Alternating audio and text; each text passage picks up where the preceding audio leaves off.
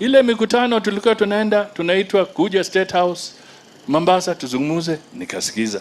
Kuja wapi tuzungumuze na Uhuru.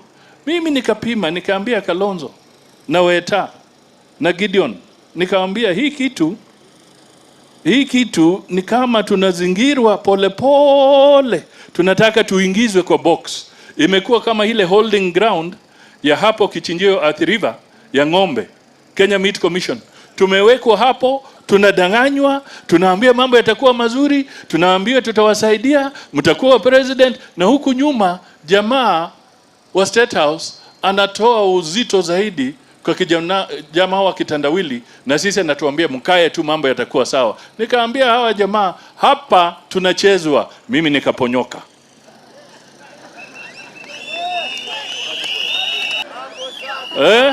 Nikaambia Weta, haoni tunachezwa? Weta kaponyoka, akahepa.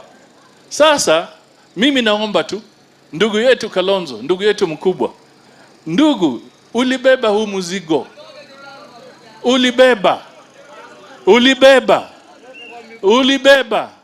Hawa jamaa wasikuzungushe tena wakuambie urudi kubeba kitandawili. Jameni, ndugu Kalonzo, Mungu akusaidie tuondoke huko.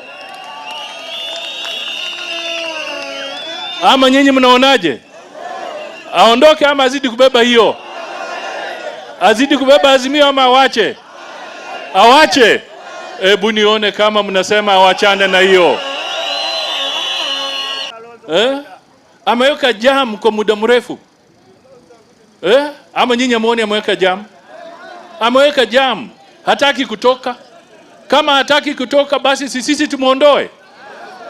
Kalonzo angekuwa huko mbele, lakini huyu jamaa ameweka jam.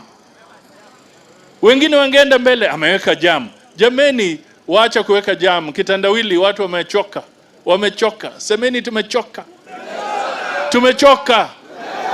Tumechoka.